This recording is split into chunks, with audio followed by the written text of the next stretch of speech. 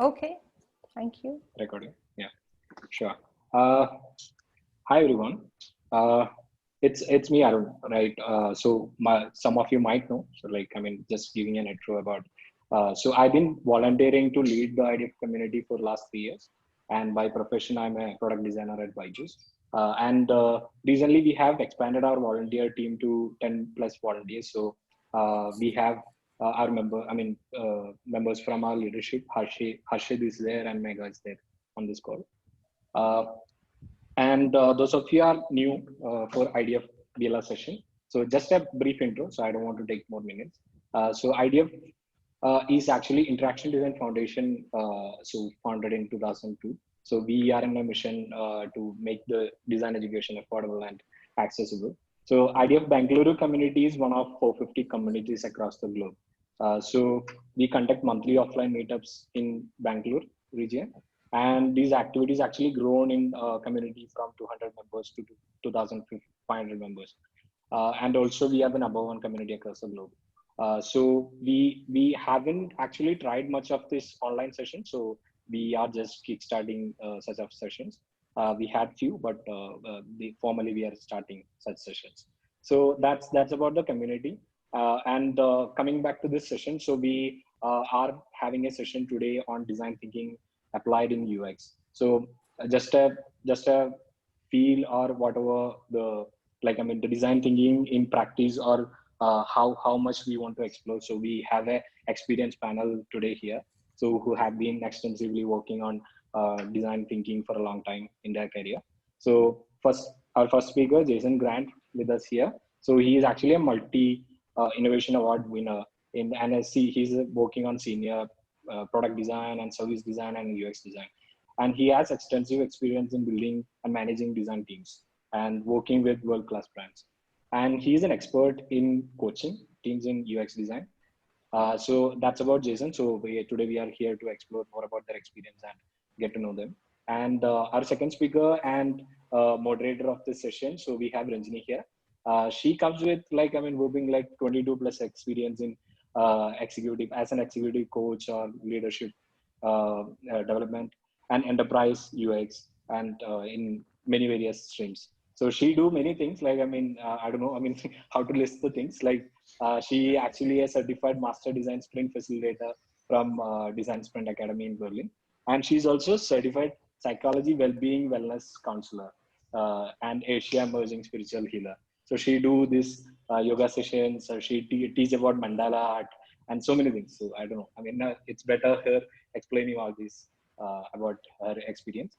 So that's a short brief about the speaker panel and about this session. So let's don't waste any time and let's get to the session. So during this session, if you have any questions, you can make use of this chat feature on Zoom call. So we will be asking those questions, some of the selected questions to the panel just on the session.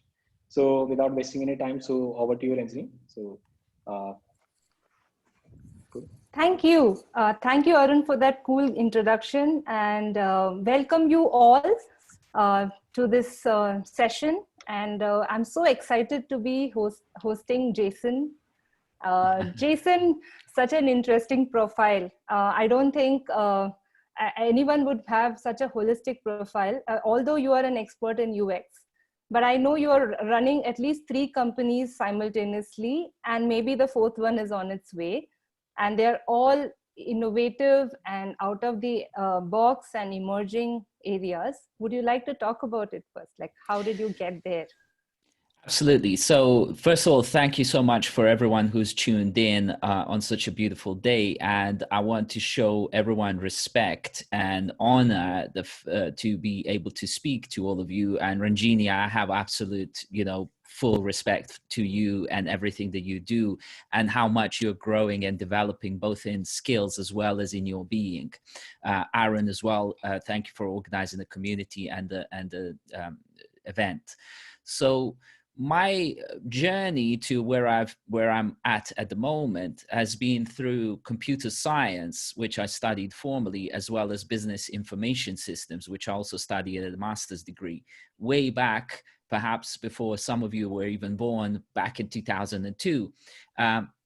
So So I emerged from an engineer into more of a psychologist and artist, dare I say, and then eventually worked out that all those three things are not kind of three things that are going in different directions, but that they all converge into two perhaps activities that nowadays are called design thinking and user experience design. So I've been doing user experience design practically for the last 15 years or so.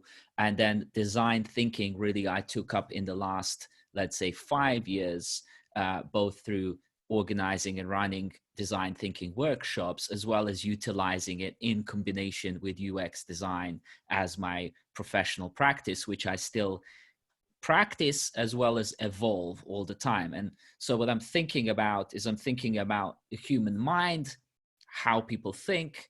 I'm thinking about the skills that people need to utilize all the time to create things, what they're doing, as well as I'm thinking about the artifacts and tooling that are used to have great outcomes that we're all usually looking for. Okay, that's very interesting, Jason, and thank you for that background. It's very, serendipitous that I'm also on that path of art, psychology, not coming from an engineering or an information systems background, but from a pure commerce background. But from your experience, Jason, as you are seeing design thinking emerging, and you have been in the space of UX, how do you see these other areas or skills merging somewhere into this stream or this practice? Like, where do you use psychology? Where do you use art? And do you think that has a role to play? Okay, so we seem to be living in a time where, and this is probably the mechanics of the universe anyway, where there is simultaneously divergence that's going on and the convergence that's going on. So there is an element of divergence into design thinking, service design, product design, UX design, experience design, all these kind of strands of design. Having said that, there is also convergence towards some sort of, let's call it ecosystem design or life design, dare I even say, which is actually saying, well, hold on a second, psychology, art, engineering, physical spaces, emotions, all these things are actually core building ingredients that make up things that we love to use, do, or have. So we can't just slice them up all the time. We have to be able to somehow unify them and utilize them. So I'm actually fascinated by both slicing up and defining where things stand, as well as integrating together and understanding when it's appropriate to do one or the other. And so there is certainly an overlap between design thinking and using design thinking as an approach, methodology, a framework to think through, as well as then UX design, for example, which could be described as a little bit more formalized, intended design practice that's intended to create experiences as an outcome. Yeah, so I wanted to just add on what you said. You said to create an experience, I need to have the UX mindset. But when I'm thinking, I have to bring the mindset of a holistic view of integrating all that I've learned so far and how can I use this in this practice. So if I'm putting myself as a UX designer today, how do I know whether at what point in time I need to bring my UX hat or I need to bring design thinking? So how will I know I'm doing UX or design thinking? So it's in many respects, it's a little bit of concentric circles or overlapping circles, which sometimes people make this kind of sign, which is like heart. Yeah. The way I think about it, and it's sometimes tricky to make a delineation. It's almost like asking Right. somebody where is the line between soul and the mind, or mind and spirit, or things like that. But in somehow in our minds there is some sort of delineation, and I'm going to try and describe this in a sense-making way. Most of the time, UX designers nowadays are thought about as people who are designing, let's say, an app or a website Yes. or some sort of a digital thing, even though software is not really a thing. But let's say because we can interact with it, we often call them things. And because apps sit on the phones, we tend Right. to sort of equivalate the phone with an app, so it feels more like a thing that we're holding in our hand, okay?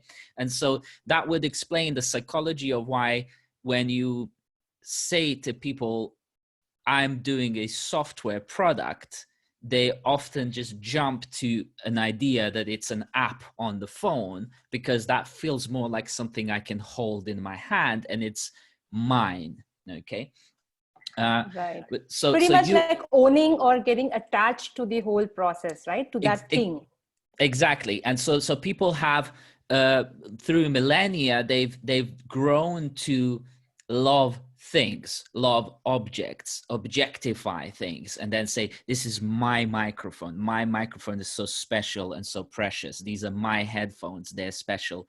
They are, and especially if I've configured them a little bit and I had my own branding on them, it's like they're even more mine. This is the personalization aspect that management science speaks about all the time, and that makes things more precious to people and gets them psychologically to love them more.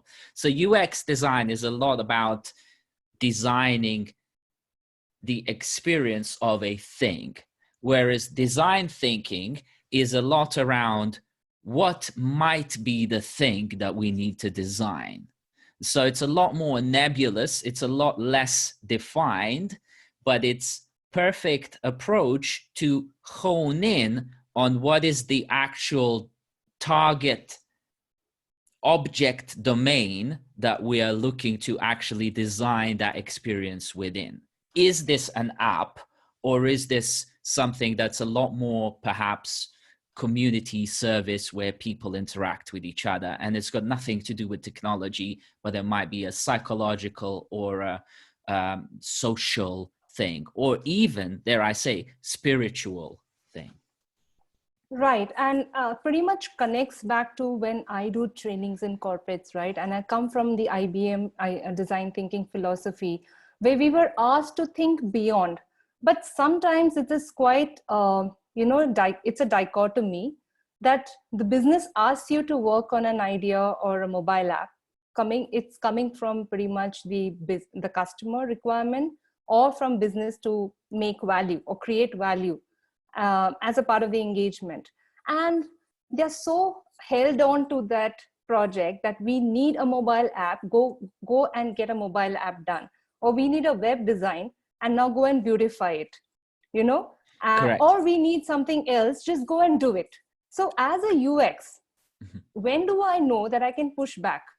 And what kind of a mindset I need to have? Because see, I'm a part of this small team, or I may be part of a UI, UX, and web design team, which is coming together.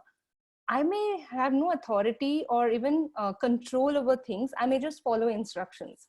And this is pretty much the questions I get as a facilitator, that, ma'am, you're telling me to think differently. I understand what you're saying. And this is so different when I empathize with my user. I really know what they want. But when we come back to our environment, business asks us to do exactly what they want. So how do I match the balance, or bring the balance between challenging status quo and asking, why do I do what I do, and what gives me that authority? Okay, so what gives you authority is authoring something. So the word authority has the word author at the root of it. So you have to author something to have an authority. And so typically what we author is a book, okay? And then once you publish a book, people go, oh, he's written a book, he must know something. He's an authority. But at the level of working in a company, what we are authoring as designers, as UX designers, we're authoring artifacts and pictures and proof of what works and what doesn't. Often the time we might be authoring disproof of something. So when somebody brings us an idea, they say, we need to build this. You can author a whole bunch of disproof or proof against that idea and say, I personally like it, but here is a whole bunch of people who dislike it. Do you really want to build this thing? And the answer will be, no, we want to build things that other people like. And then you could say, well, here is a thing that I authored that gives you authority that people will like. And I have proof and evidence based in research on what people will like. You can still come across pushback on that because the overall purpose and scope and mission and aims of the company you're working within are not interested in that kind of solution. An example being, I was recently in Davos and I went to Philip Morris booth. Philip Morris is the company that produces cigarettes, and they have a very, very extensive research department on cigarettes. And I said, what is the trend with regards to Philip Morris being a lot more sustainable, healthy? They had a campaign on their booth called Unsmoke Your Mind. And they said to me that their research shows that 1 billion people around the world smoke, and that figure is projected to go upwards. And their aim and mission was to help people smoke in a healthier way. So if you as a designer say, how about we help people stop smoking? Philip Morris as a company is going to say, stop thinking about that. And that's not what we want. We want to help people smoke more, but not kill them, because if we kill people, then we don't have customers. So there is that power of what I talk about as pre-frame, that a certain company is already pre-framed into a certain purpose that you will not, as an employee, be able to break out. And that's why a lot of us go into our own businesses and say, I'm happy for Philip Morris to be making cigarettes, but what I'm making is an antidote to smoking. Wow, it pretty much takes me back to my memory lane, where in IBM, shouldn't be quoting, but yes, let me not quote the client, but there was a similar, client who wanted to enhance the well-being of the employees while they were manufacturing cigarettes and liquor. And the whole reframing was, how can we then help also educate people or our customers that yes, smoking is injurious, but at the same time, they could be our employees. So it's everywhere, right? Our customers are everywhere. How can we enhance and make it more safer for them? And then the whole UX team worked on building a booth and, a safe zone and making it, not impact passive smokers and not be, bothered by it and so on. So the entire UX was, designed or reframed. I can say reframing the whole scenario rather than pre-framing what you want. So what I take from this conversation is we need to think of reframing the problem itself. What is it that we want to solve? Correct. And this is really what drives me to write a book called Designed Company, because it's in many respects the way in which we will redesign humanity at large is actually by going a lot more independently into setting up our own companies, which will have a purer purpose of health and well-being for humanity at large. And then when we all have our own independent companies that are designed in a way that can interoperate, because humans go from dependence, as in depending, let's say, on cigarettes and smoking, to independence, okay, which is like, I don't need to smoke, or I'm not really addicted anymore, to then interdependence, because once you become self-sovereign and independent person, then you can start choosing and saying, well, I want to work with Ranjini on these wellness-based purposes, and we can cross-collaborate and collaborate as independent people. That is where I'm seeing the humanity going, and where we will not be imposed a pre-frame in which we have to work and say, well, I'm not allowed to think outside of this box. You get to design the box if you wish to put it, or you could just say, this is full freedom and anything kind of goes, but it should still be on some sort of purpose. Great. So purpose-driven companies tend to succeed more than those who are objective about business. So that's why human-centered design is integral, is where you're coming from, right? It's all about humanity in the center. And now you weave a business which will make sense for them holistically. That brings me to the next question, Jason. Suppose I'm in UX right now. I'm also applying design thinking either for a product, service, or any other area. What kind of skills are required for me to look at? What are the emerging skills in this space as well? Emerging skills, technologies. So there are certain evergreen skills, which I always like to talk about, the evergreen things. So even if you were to tune into this recording of this video in 100 years' time, it would still be relevant.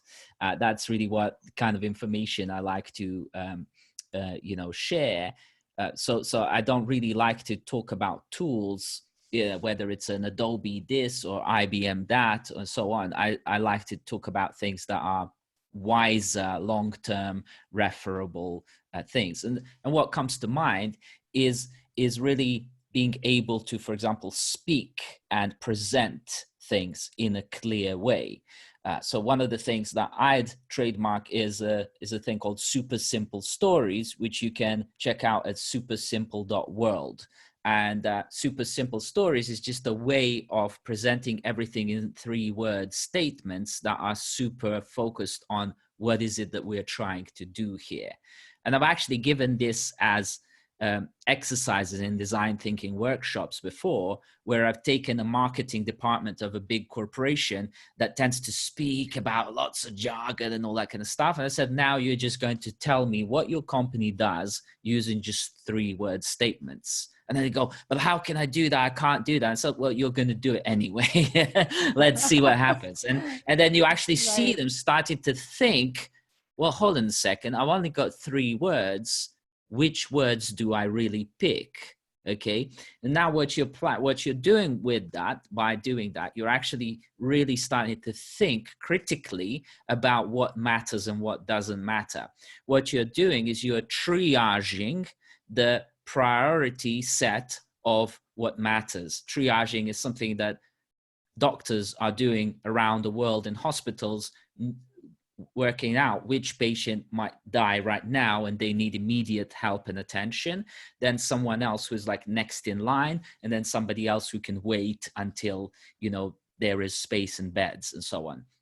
The same thing you're doing, whether you know it or not, you're doing that in your mind. You're triaging, I have to deal with this right now, or a deadline is going to pass, my manager is going to tell me off, or, my wife is going to threaten divorce or whatever.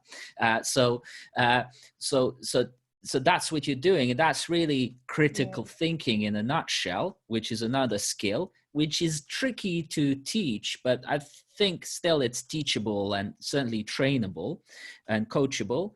And then there are these evergreen design thinking models, such as design thinking, as well as UX design approaches, maybe double diamond approach to design and things like that. Those are the skills that we really need to put into practice a lot more, not just kind of know them as a nebulous thing, but actually put them into practice recurrently.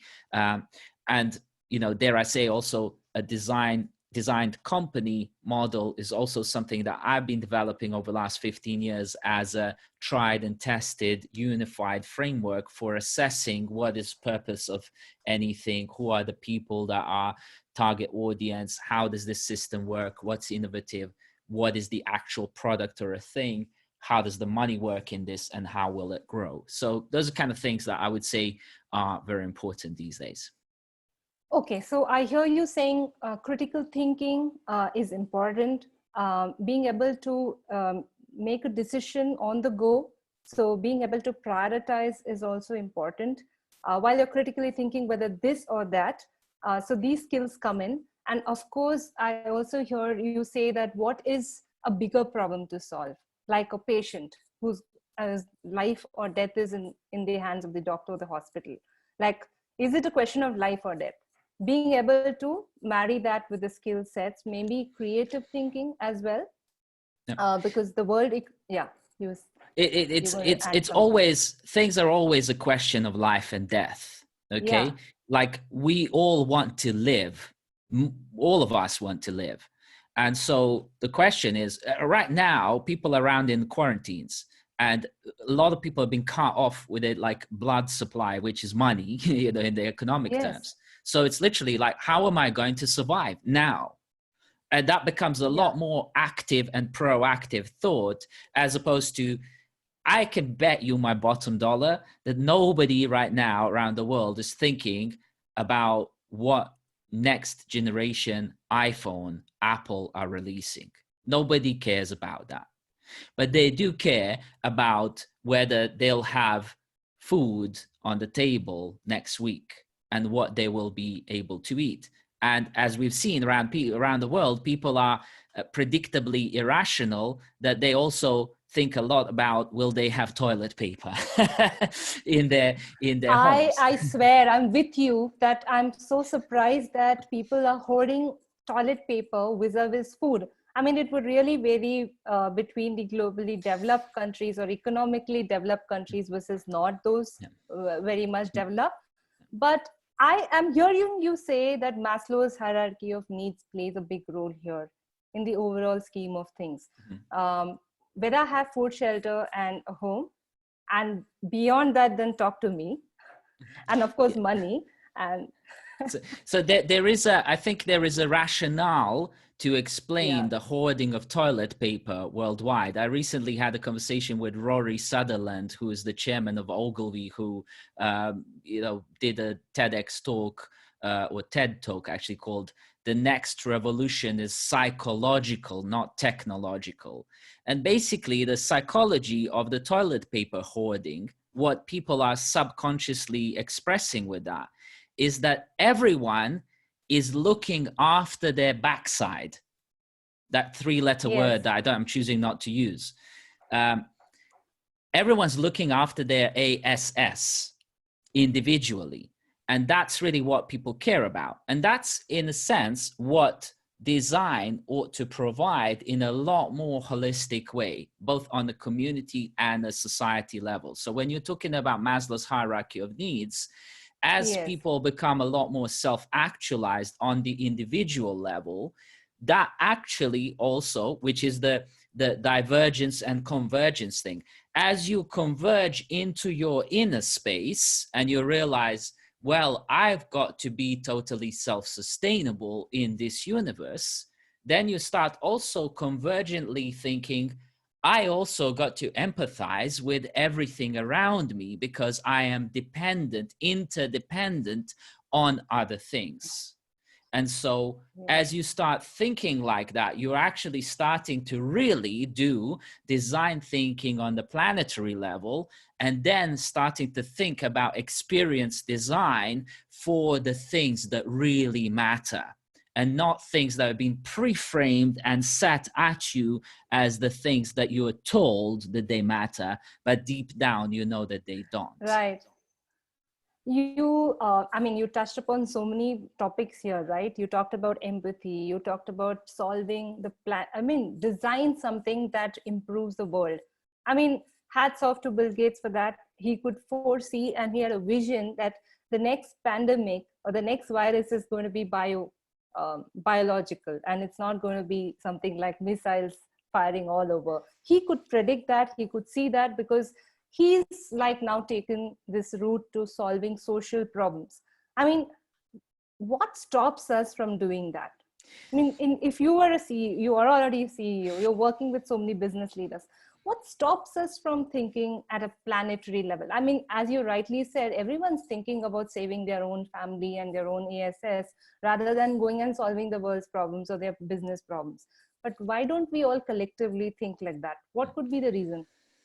So I actually have a point to make about even Bill Gates, and on my Facebook, I'm going to be doing a live stream on that, because I actually even think that the vaccines thing is a pre-frame, okay? Because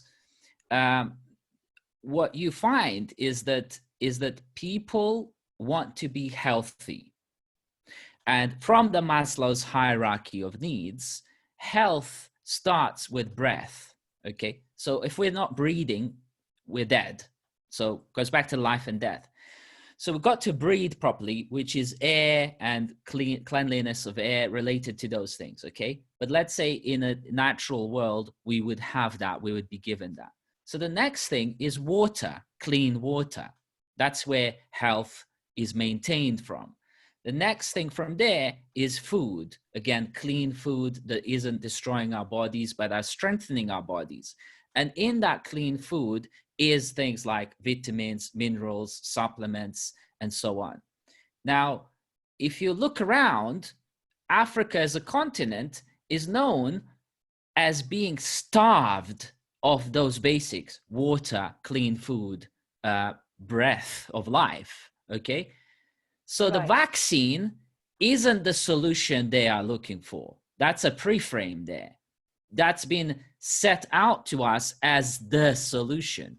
But really what the solution is a lot more at the root levels of spiral dynamics and Maslow's hierarchy of needs, which is providing people with clean air, clean water, clean food, and all that kind of levels of sustainability. And then what you will see is that they'll have a strong immune system, and they probably won't need the vaccines because the viruses do not thrive in strong immune systems. Well, thank you. And I know we got a little, we digressed a bit. But it's a great example of a pre-frame at a global level. And what is happening right now is that sort of experience that a lot of designers are having here, where they're being served the pre-framed thing to perfectly design. Yes. We are now, as humanity, experiencing that being served at us. And a lot of people are saying, no, I don't want that, because I don't want a half-baked product injected into my body. This is a very, very important thing. And, you know, often the time these things are served at us and pitched and presented at us in the nicest and most beautiful way. But as designers, we ought to have enough of that critical thinking to actually say, what are all the downsides of this? And I got to be aware of the downsides. And then at least when I'm aware of the downsides, I can actually consciously choose to opt in to that thing. And I should have the choice, just like the privacy settings on our iPads and so on. It's like, do you choose to give this app access to your video and audio? Yes. Okay. Well, it's going to have access to that. If you don't give it that access, then it doesn't. So what we're experiencing now is that corporate mentality of pre-framing and forcing us into a certain way of thinking is being served to humanity at large. And that is not correct. And we got to at least wake people up to saying, what are the downsides of this? So that we at least know that very explicitly. Great, thank you for answering that. I mean, that's the world problem still needs to be addressed. And I'm sure many companies are waking up to the fact of making a global impact versus a business impact within the country or the streams that they are serving or the domain that they are serving. Yeah, that was quite insightful. So Arun, do you want to ask any questions further on? Sure. Thank you, Jason, for an insightful session. So we have talked about many things like future of psychological change than a technical change, and also super simple storytelling. So we had some queries in the chat also. So where do we find it, and so find more details about that super simple storytelling explanation techniques and all. So I think we can share more details about that. And we have some questions for you, Ranjini. So we have some questions from community as well. So I think Megha on the call can take it up. Like I mean, ask a few questions from our community, which already we collected prior to this event. Sure, we can do that. Good, thanks. So do we get started? Yeah, please go ahead. Okay. So can you see my cool background? Yes, we can see that. Yeah. And we can see your lovely face, Megha. Thank you. I'm so happy to be here.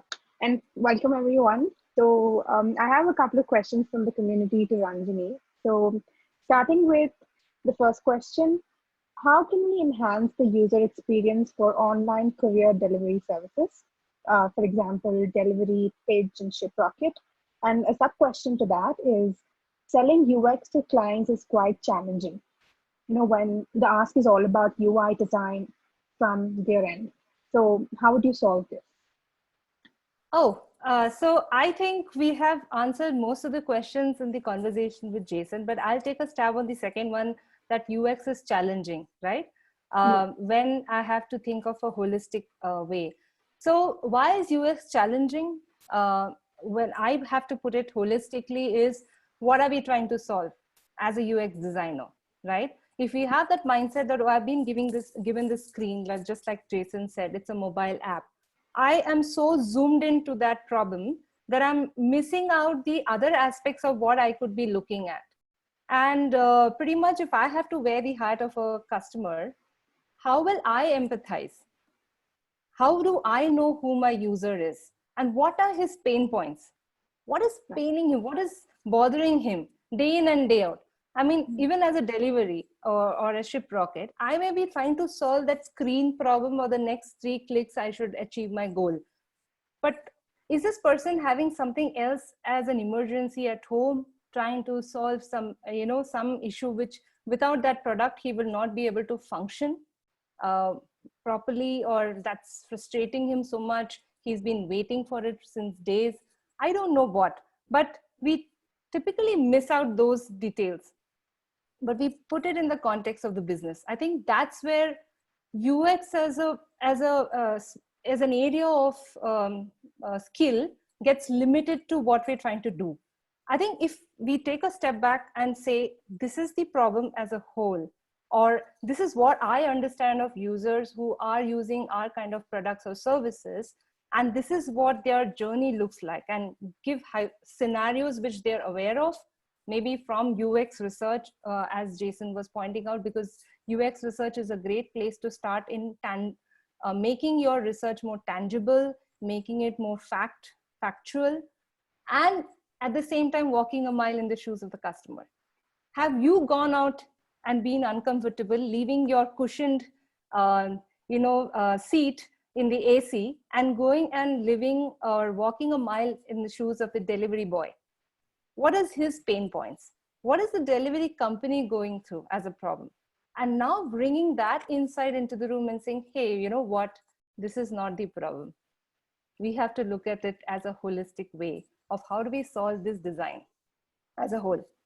You're getting the whole thing, right? It's not about UX. It's about when UX is constrained or limited with a lens of how we are looking at it. UX is holistic. I wouldn't again dissect it saying design thinking is different than UX. Today, it's an integrated skill that a UX designer needs to bring in, because he has to think differently to solve the user journey in totality. Basically, that's what I feel. And so, this actually reminds me of, sorry. Mark. I can offer something just while we're on this subject. There is an element here of telling the truth, right? And as raw as possible. And what I've experienced in my last 15 years. Basically, most businesses don't care about the customer. That's the truth. They don't really empathize around what does the customer feel like when they're pressing button on my device, on my thing, okay?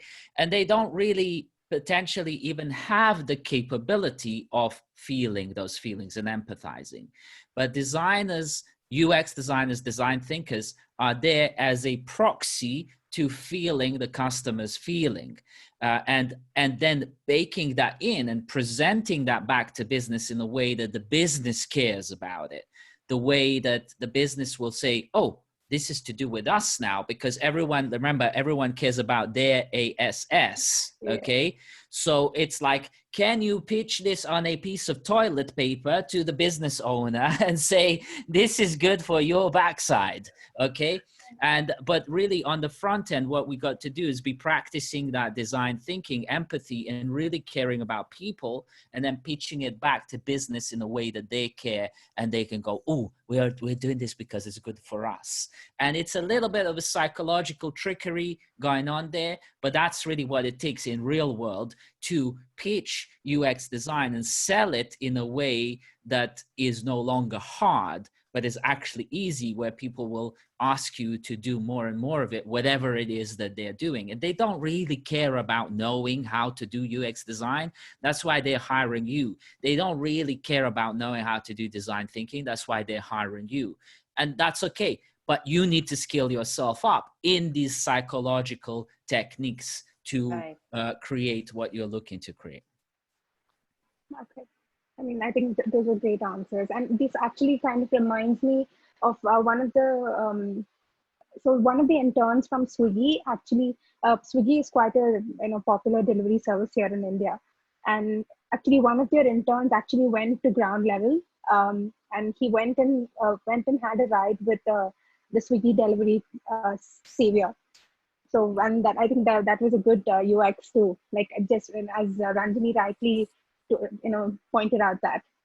So yeah, how many of us do that? So that's my question back to this team who asked this. How many of us think it is okay to go out of our comfort zone and try something out? Nobody's going to beat you up for that. But hell, then what is UX? UX is user experience. It could be anyone could be your user. So why not do that anyways? It will be a life skill that you're taking away. If you didn't use it for that project, why not? And you learn something new about your user. I think that's a very valuable point you pointed out. So that brings me to the next question. So could you please give us an overview of UX and design thinking application where you worked? So that's the question. Okay, I have been talking about examples, but I just one example came to my mind where design thinking was used for a UX project. And again, I won't name the client or the case in point, but here is where a jewelry company wanted to launch an iPad for all its users. And they used to earlier on get these sales guys go to the customers and give them brochures. And these sales boys used to say, oh, we have delivered so many brochures in a day. And in Bangalore, there is a belt of, there is an area which the sales guys are assigned. They're called belts.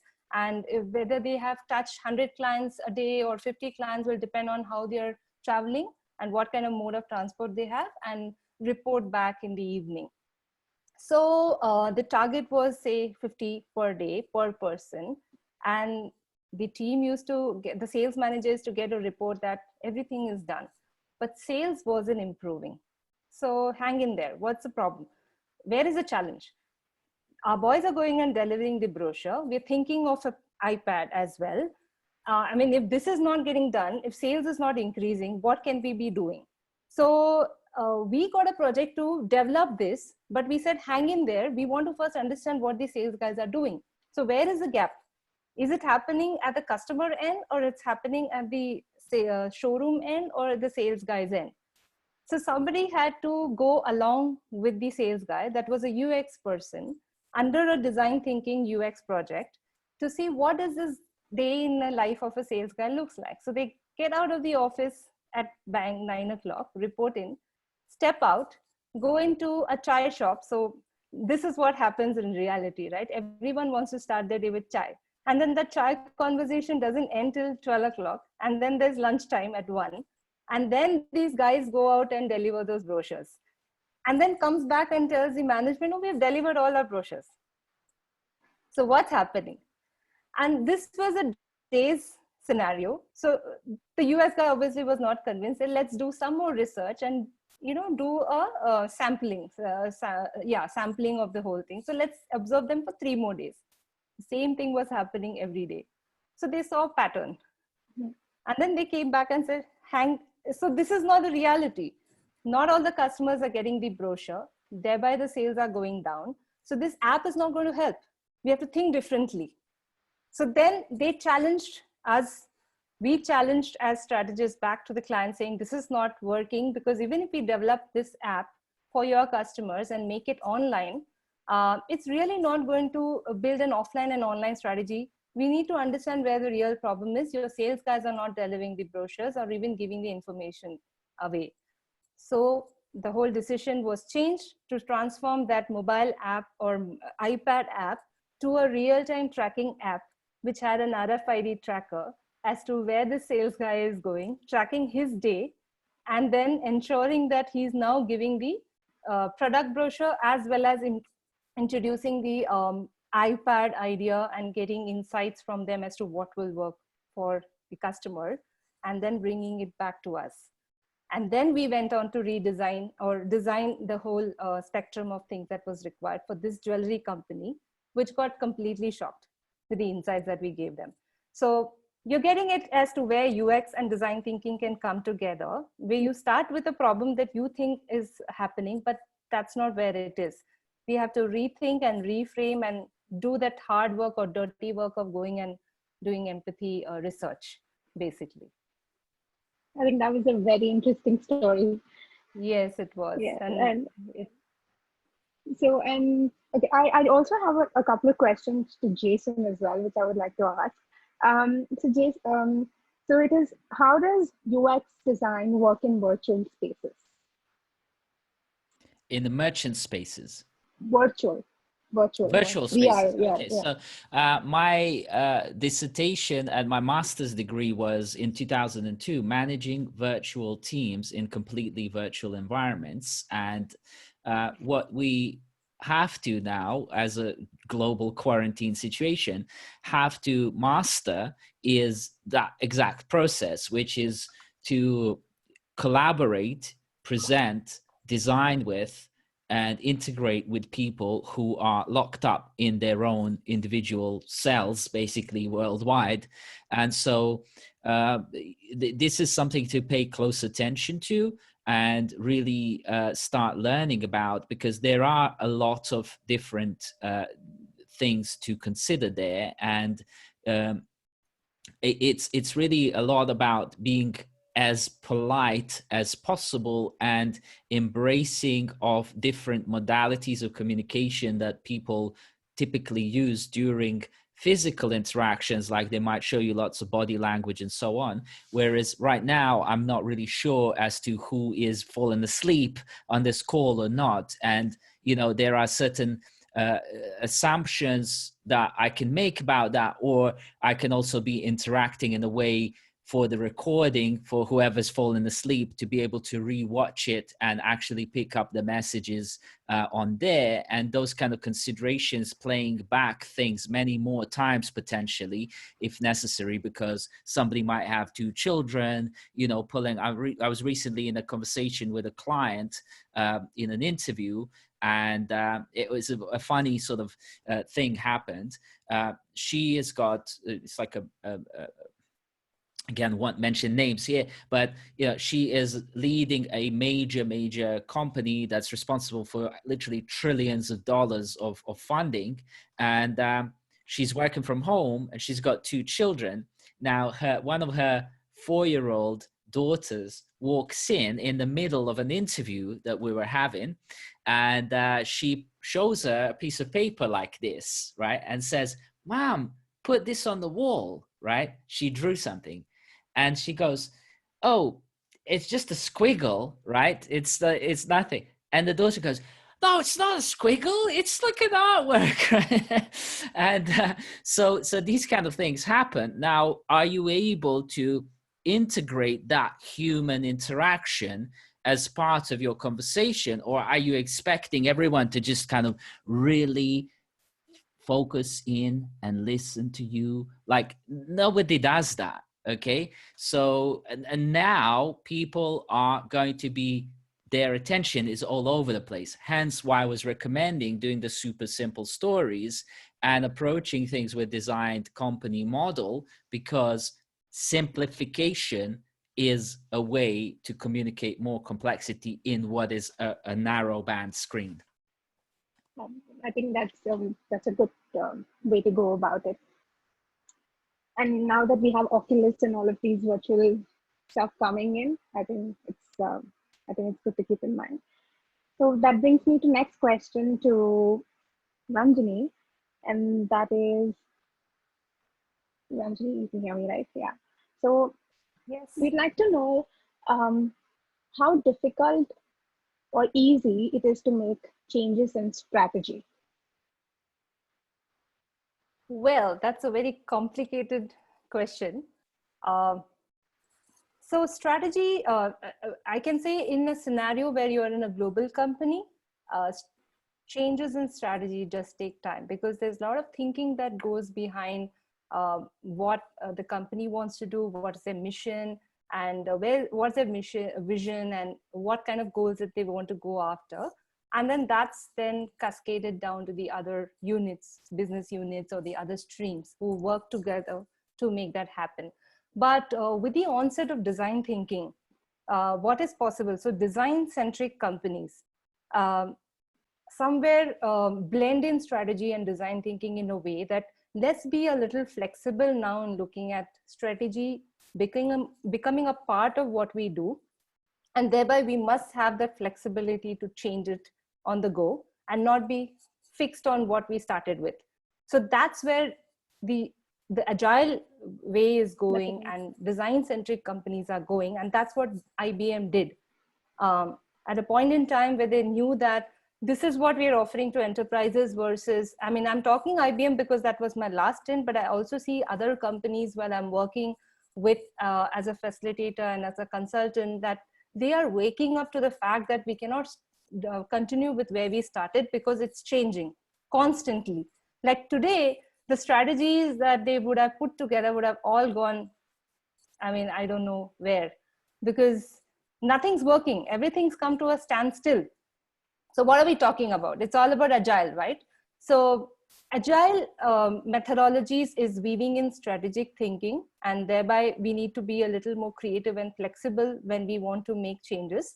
And it's becoming agnostic, where the customer is concerned, where the shareholders are concerned, where the ecosystem is concerned. How is that changing? And are we now adapting to the change? So if you ask me, if you are hard-coded on business and business centricity, and what you have leaders who are very adamant, stubborn to change their strategy, it is very difficult. But companies who are waking up to the fact that it has to be agile, which is empathy driven and result UX driven or experience driven, that becomes more flexible in nature and very easy to then change. And how often the change happens? You can revisit a strategy maybe on an annual basis than looking at a 5-year plan. I don't think sometimes customers can wait for that screen or that project to kick off to make things happen for them. Sometimes they are so jittery and impatient. So those kind of things need to happen faster. Then you cannot wait annually, you have to do it on the go. So there's no one answer to it, but you can look at it as both sides, like balancing strategy with some more levers to make it flexible for the customers. Yeah. I think that's a good point. Like coming out of the fixed mindset view from the having a growth mindset. You said it. Yes, that's great. So awesome. So that brings me to the next question. So product design is a key task I perform. This is from the chat, by the way. So product design is a key task I perform on a day-to-day basis, but it is not actually UX design, and more of designing of the product feature with existing constraints. So is there a way I can implement design thinking while creating a product feature? Is that one for me? Yes. So every product has experience to it. So there is an element of UX design required for absolutely everything. Okay, like any single thing, like this cup that I've been drinking coffee from has got experience to it. If I'm able to interact with it, I'm experiencing it. And therefore, design thinking applies, UX design applies, product design applies. You just simply cannot get to manifestation in real world of anything without design. Simple as that. And a feature of a product could have had in this cup another handle here, so I could hold it like this and like that. Does that require design thinking? UX, absolutely. Any feature is just going through another loop, another iteration of design thinking, UX design process, and so on. If anything, what we've been moving towards is, again, this is baked into the designed company model that I'm writing a book about, is more of fractalization, which is what Ranjini is actually doing all the time. She's drawing her mandalas, which are fractals of the universe. That's how the universe is made what it's made out of. The individual smallest units that make up very complex, but actually very structuredly designed system. And so when you break down each feature of a product into a fractal unit that makes up the big complex thing, you're actually both able to manage that and think that through properly, but also expand that in a way that is beautiful beyond imagination and much easier to test, track, and look after. That's why designed company model works so well and works in so many different environments. And design thinking, UX design, all that stuff is big part of it. That's why the book is called Designed Company. That's great. That's great. And I'm looking forward for your book as well. And so Ranjini, I have the next question for you. So as people manager, any ideas on how design thinking can be applied to manage a team? My question will be, why only people managers? The entire unit, the entire company needs to think about how to become agile and apply design thinking or creative thinking or agile. It could be anything. And as a manager, it's even more a responsibility to remove the role of a manager from my head and become as humble as a designer and start thinking of the user and my teams as a whole. And let me give you an example. I know this is being recorded and I know this is going to be casted everywhere. But when I became a manager, I had to take care of 40 to 50 UI teams, their members. I never asked them what HTML project they're working on, what web design they're working on. I knew I had to take care of their well-being. And if they would tell me that they need leave, I would ask them, step back and ask them, what's bothering you, man? You want to take leave for what? I mean, what's happening? And when they would tell me their story, I will say, you know what? Just go and explore yourself. Go deepen your practice and understand. Go into yoga. Take some other steps to enhance yourself, because somewhere you're not understanding what your role is, and maybe understand better. You want to change your role. I can help you do that as well. And I would then talk to the other managers around to help them transition or give them a better role, which will align to their skill sets and strengths and talent, rather than just being here doing something that they don't like. I would discover that sometimes I would discover that work from home is not working for somebody, or work from home is working for somebody. Those are the things that I would get into. So if you ask me, wasn't that design thinking? I think that's a brilliant empathetic point, even to work with your team And I actually discovered that very recently as well. So that's a beautiful point you made. Yes, and then what about that person thinking convergently to make everyone think that way? See, it's not only about the business, it's not about the product, it's about an experience of the employees who are working with you and with us. What is their morale? What is their state? What is their pride in working in this? Why did they first join? So if we ask the question, why are we even working here? What is our alignment to, what is it that we want to offer? Everything falls in place in terms of a beautiful process. Then you will work with HR, and if HR's process is not designed, then the manager and a role that I have to play is design with them or redesign with them to integrate these things in the policies. So design is everyone's job. It's not only, in the role. This has been one of my favorite answers, by the way. Okay. Okay, so thank you. Can I just make a comment Jason as well? has, Let me just make a comment about please. management. The guys who originated the design thinking model originally, basically they call they call management layer, the middle layer in the companies, typically they call that the kill zone. Because the reason why it's called the kill zone is because whenever you pitch up typically something to the management, they tend to kill the ideas. They're managing downwards and they're looking to micromanage individual people, tell them what to do, what not to do, etc. So typically what they would do is they would skip past the kill zone and pitch up to the CEO, who is typically either isolated from reality at the lower levels of the company and certainly from experiencing customers, either that or they themselves are frustrated that the kill zone in the middle layer is not really implementing those changes down the stream. And so management, and I've been a manager in a number of situations, I've always worked on removing myself as much as possible out of the process, because that's really what a good manager ought to be doing. And if anything, managing upwards and not managing downwards. Instead of being a kill zone, they should be life zone. Okay. Yeah. So it goes back to life and death. Instead of being that death of ideas, it should be enabling the birth of new ideas, transformation, and so on. And again, I like love to wave my own flag.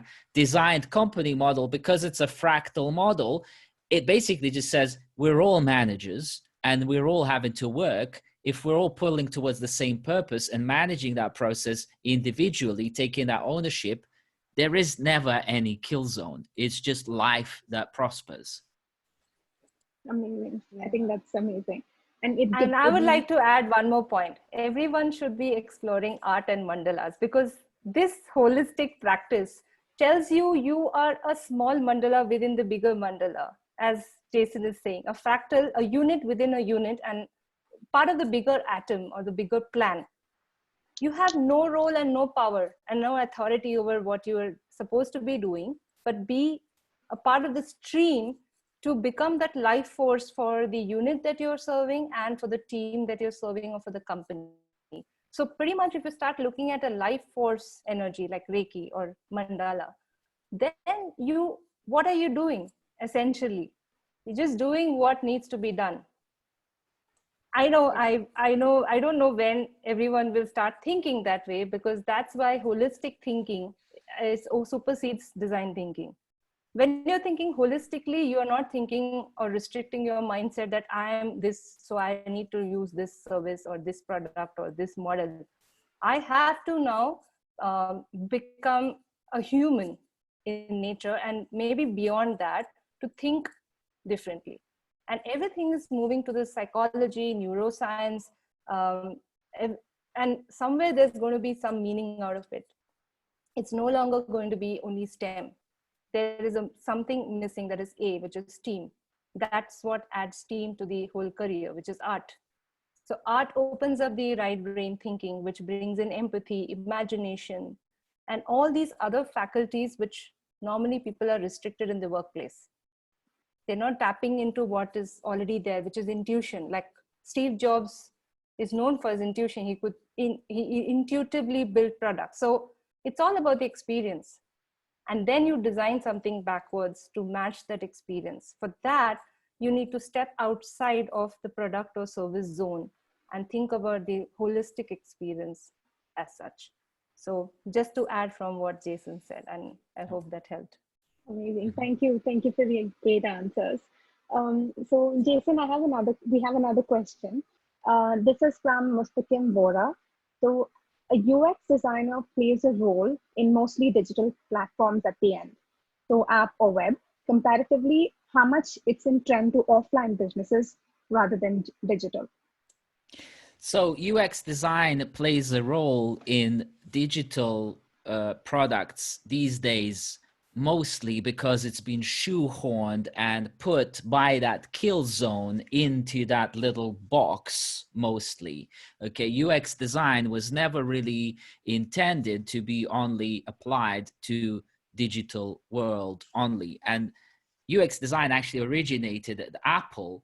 And the last time I checked, even though Apple called themselves a software company, they're actually making the most beautiful and amazing hardware. And that is certainly a physical thing. And if you look at Apple stores worldwide, their experiences of in-store interactions are very much designed through and through, just like everything online and in the software is designed. So UX design is never really intended to apply only to digital things. It's just that we're so obsessed these days with digital sphere and the technosphere that we think that software is everything. You know, in the VC world, there is the kind of whole story of like software is eating the world. And then somebody else asked the question of how can you describe service design away from UX design? I've argued this point from the very existence and emergence of service design as a practice, that all service design actually is best practices of design thinking, UX design applied across multiple channels, not just digital channel, which is how UX designers should have always thought about things. But over time, they've been pushed into the digital realm only. And nowadays, even they're being pushed into saying, well, actually, UI design is UX design, which is how most people understand it. And then you're just actually not even allowed to do some research. You're just supposed to be making pretty pictures. And there is a whole actual psychological reasoning for why that is, because a lot of the influencer marketing and social media has driven people towards buying just the pretty pictures of various people who post pictures of themselves, you know, at beautiful places, and I'm all fit and healthy and so on. But there is no substance behind that, okay? So this has driven businesses to actually push that as a trend, to say, as long as a product looks pretty, it must be good. But it's not the case, because it needs to work well to actually help people transform their lives. And this is really what the role of design thinking and UX design was always there for, to help us become better people. That's a great answer. I'd like to add to what even Jason was saying. I think if you break the word of serve and service, it is basically serve your customers end to end and in an integrated way, offline to online, 360 degree.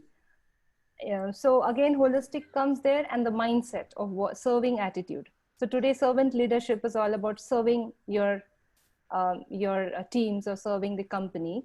So service is all about serving the customers for an experience, and then design is just what you do basically to add to that experience.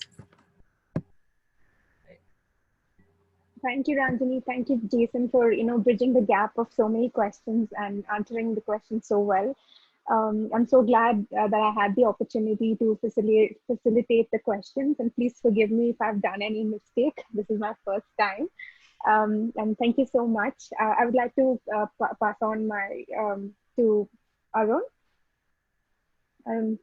Thank you. Yes, yeah, hi. Thank you. Thanks, Megha. Thank you. So coming up to the conclusion, right? So I think some of the questions are there in chat also. So, I mean, I see many questions on the same line. So I believe that this question is actually behalf of the community. So to Jason and Ranjini, both, right? I mean, this question is actually, I feel like, I mean, it's actually a most asked question in our community itself. So in a Bangalore is becoming that kind of design ecosystem. So it's emerging into a good times where we actually apply design into products, and we see a lot of tractions in coming. I mean, the startups are coming up into the picture. So we have many success stories. So, but in design team, when you come to the design team, so it may not be a well-fledged design team of 40 people in most cases, but it can be a single unicorn designer also. So taking that point, even a single designer or a small team. So the question comes around how do we actually nurture that culture of design thinking in the organization, and how do we bring out that practices into practice? So than a theory to a practice. So how do we actually take little steps to implement that in our organization? So this is actually a question for Jason as well as Ranjini. Is it okay if I go first, Ranjini? And I'm sure you're going to have the opinion there. Basically, my advice is like this, and it goes back to what we're talking about, fractals and mandalas and being one with everything. Okay. In every single company that doesn't practice design consciously, there is the first person, guy or a girl, that goes in there and has to take, the pressure of the whole company and, spread the good word of design thinking and design practices. So where should you learn and what should you be emulating? The answer is emulate the coronavirus, okay? So you want to practice not social distancing, but social integration, okay, in the company, and becoming empathetic to all the problems, pains, and connections that people are looking to establish, right? And infect those people with the good ideas that we're spreading here, okay? Spread that virus, as I say in some of my talks, because viruses are there to teach us the ways in which we can create the me type of culture, which is the mimetics of it, and get other people to naturally start thinking in the ways that we've been describing here. And that's why and notice the word describing as opposed to prescribing. These are descriptive models, not prescriptive models. So you can actually give people enough freedom to think, but also give them some structure to think through, so that you are not telling them, take this vaccine. You're actually telling them, here is a way in which to think, and which you can think to work out lots of what seem to be unsolvable problems. And if you're wanting me to help you in that process, I'm here for you all the time, as close as possible, to work through your problems. And as you do that more and more, your virus does spread and more people get infected by it. And then they start naturally asking you more questions. You can bring other people on board, coaches, trainers, coach other people, and that starts spreading. That's what we did at British Telecom here in UK, and that's having a massive knock-on and exponential effect on changes that are happening there. So, yeah. So I'll like to add two angles to it. One is you being a UX designer, you want to start as a solo warrior, does not stop you or limit you to what you could do outside. It's about you. So start somewhere where you can start empathizing or start understanding a problem. It could be anywhere. It could be starting with something which is challenging you or your work colleague, and just have conversations. Have more and more conversations. Today, I think we have a strong design community, but nobody talks to each other personally. Know somebody personally. Start understanding them as a whole. Draw empathy maps and understand them as humans. And now see what are the patterns, and you don't need to do anything more.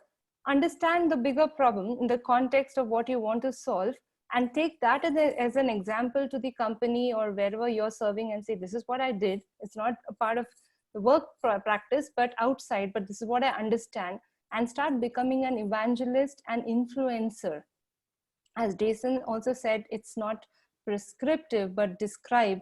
This is how you could practically implement it as influencing the team that you're working with, and then slowly start bringing a holistic ecosystem to support you.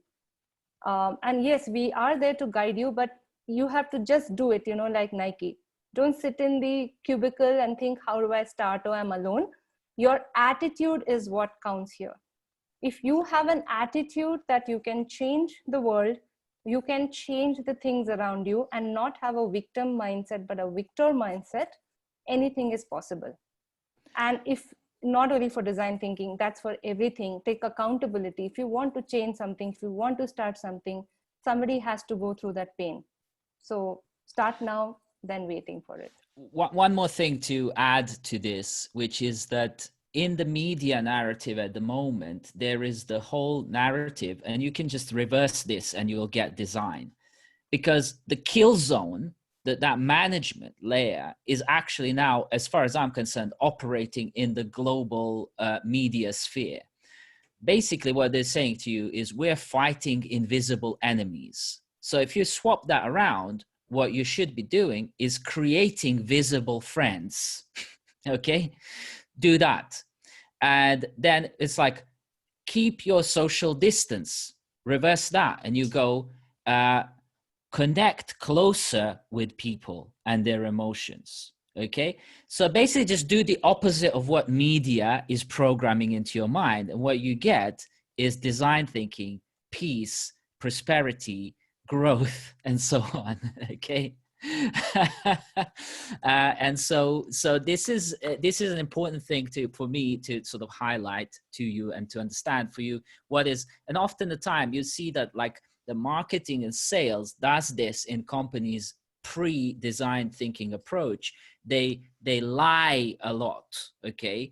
And designers hate this when they work in the companies. They're like, why is this company promising customers this, and that? And we know that once they get the product, they get the thing, that thing's going to fail, that's buggy, that's this. Why don't we just make it work well and then just communicate the truth of how it works, and everything will integrally align, and that's it. So we're in the process and the job of designing better life, not killing people. Cool. I believe that amazing answers for that. So the importance of starting something and making it like, snowball like and fractal, that's creating an impact and showcasing it as an example. So also one more, I just want to add one point to that. Like, something reminds me of a model. Like if you, the four who struggles, like, to implement or try to bring in the design practices in their organization. So there was a model like, imagine a circle, like, there are people in organizations in a circle. The closer circle, the shortest circle has many opposing figures. So similarly, the management who wants to kill that idea, or what kind, not open to many opinions. So if you take another ring of circle, is actually in doubt, like, whether we want to go with it or we want to block it. But there is a circle at the end most, like, it's actually enthusiast or open for opinion. So it was suggesting in that model, like, to target that enthusiast. Hence you communicate idea for more open people. So then that actually transmit to the inner circle. So maybe that can be an approach to that. So whoever is open to an idea, so if you can work on, say, a small idea, we know that, if it's a single a unicorn designer will be super busy in their days, but if we can find some time and solve a problem and try to convince with the people and try to communicate across the organization, so that might be a way to go. Right. So I think we have a lot of other questions as well. So, but kind of time limits we have to cut short. But of course, like, you can reach out to Jason or Ranjini or LinkedIn, or they are actually, Ranjini was already in our social channels of IDF Community. So you can reach out to them for further questions if you have any. And also you can follow them for any updates regarding this. Jason is actually writing a book, and that's about to release, right? It's already released or it's about to release?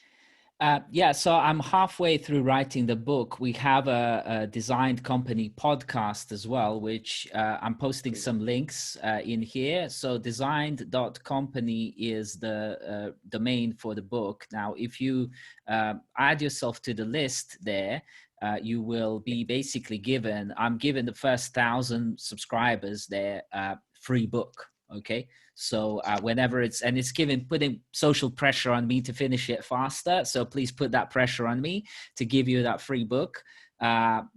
So that's one thing. Second thing, I'm coaching people through uxcoach.me, which is another thing. So anyone who wants to get like free 15 minutes with me one-to-one, I'm happy to do that. You can just follow process there.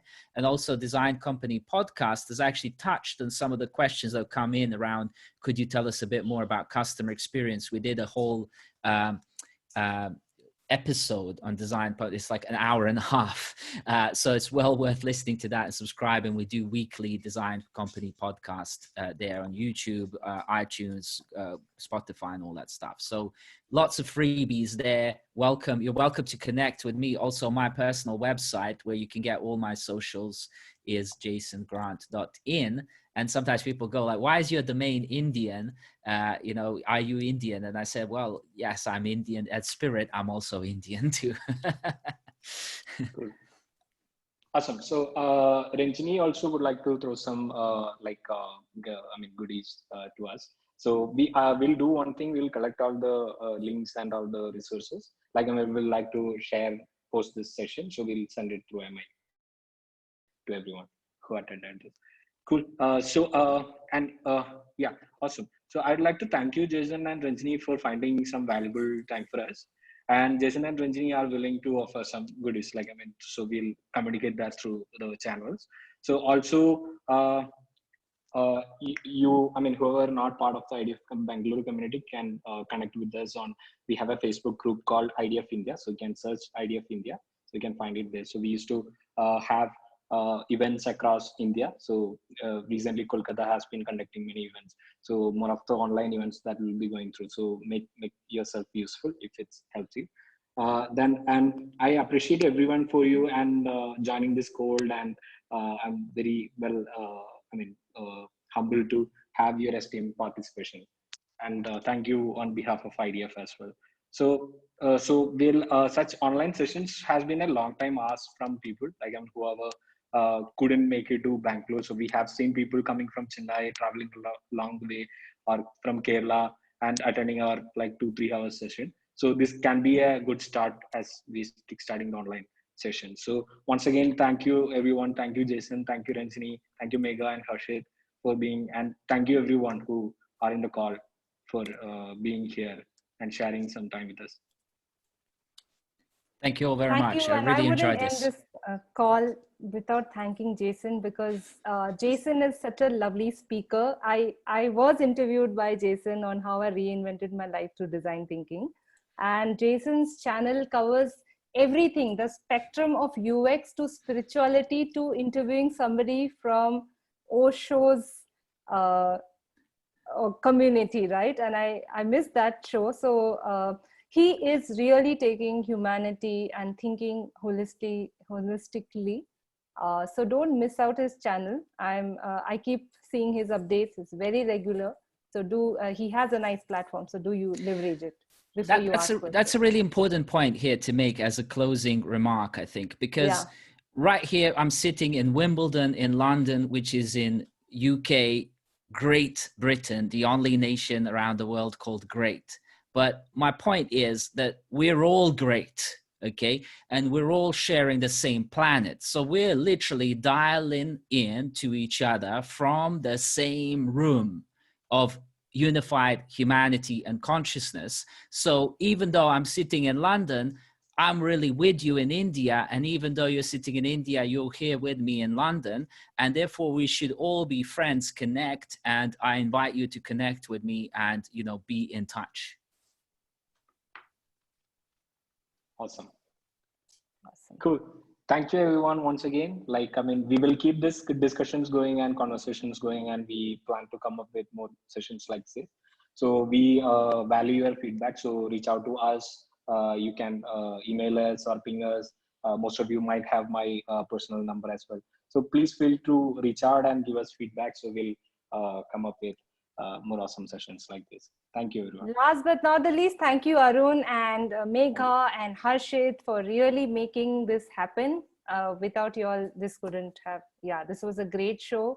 At the time, during the time of COVID, you have made this happen and kept this in community engaged and thriving.